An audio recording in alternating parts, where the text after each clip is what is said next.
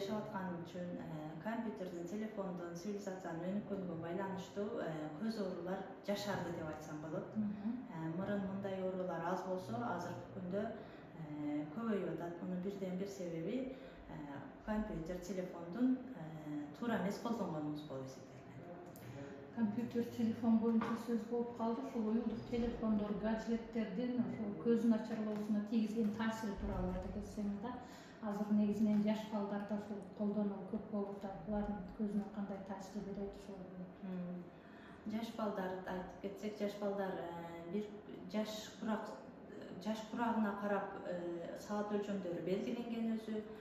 Уюлдук телефондорду 6 жашка чейин бир суткада 24 саатта 20 мүнөт колдоно турган болсо, бизде 20 андан көп колдонуп атат. Ошонун себебинен көз оорулар көп болуп атат деп айтылат. Булардын зыяндуулуктары жөнүндө да айта кетсең, ушул уюлдук телефондор, гаджеттердин көзгө тийгизген таасири. Көзгө тийгизген таасири биринчиден жарык нуру көп болот. Анан караңгы помещенияда, караңгы комнатада жарык менен көрсө көздүн нуру кетет.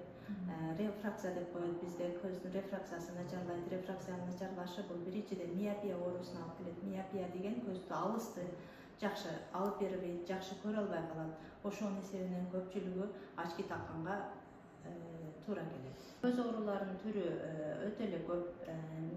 Алысты көрбөй калган миопия болсо, жакынды көрбөй калган гиперметропия болот. Андан сырткары катаракта оорусу бар, чоңдорго, глаукома оорусу бар. Глаукома бул көздүн давлениясынын жогорулашы. Андан сырткары көздү канчалык көп дарылабай жүрсө же ошондой миопичный ооруларды очки тагынбай жүрсө, амблиопия деген оорусу бар. Бул оору өтө азыркы моментке көп кездеше турган болду. Себеби очки тагынбайт, и телефондорду көп колдонулат. Мында алысты дагы, жакынды дагы жакшы көрө албай калышат. И ошондо очки такканга да мүмкүнчүлүк азыраак болуп калат.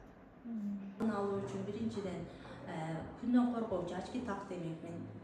Биз Баткен өрөөнүндө жашаган үчүн бизде кар болбосо, шамалдуу, чаңдуу жер болгон үчүн жайында эле эмес, бир жыл бою таксак деле бизге эч бир зыяны тийбейт, кайрак тийсе пайдасы тиет.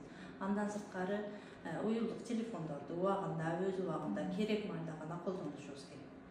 Анан бир жылда бир жолу профосмотрга келип туруш керек. Окуй турган же карай турган нерсенин аралыгы 30 сантиметр аралыкта болот.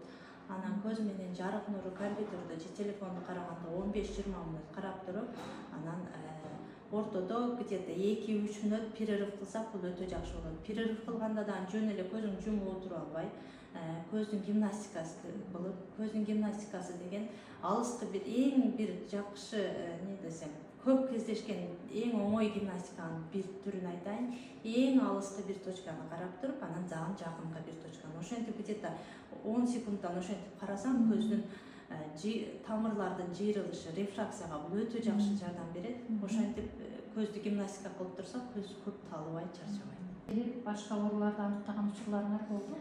Болот, андай учурлар кээде больнойлор келишет, көзү көрбөй калышат, же 2 күн болду, же 1 күн болду, көзүм такыр көрбөй калды деп. Биз эме кылсак, обследование кылсак, давлениясы жакшы, көрүүсү начар эми. Андан томография бар бизде. Томография кылсак баары жакшы, аны МРТга жөндөбүз, томография головного мозга. Ошентип неврологдорго, нейрохирургдарга жөнөткөн убактарыбыз болот. Кээде больнойлор сахар экенин билбейт, жүрө беришет, келет, көзү начар. Биз томографияда сахарын аныктап, аны лабораторияга жөнөтөбүз, андан кийин эндокринологко жөнөтөбүз.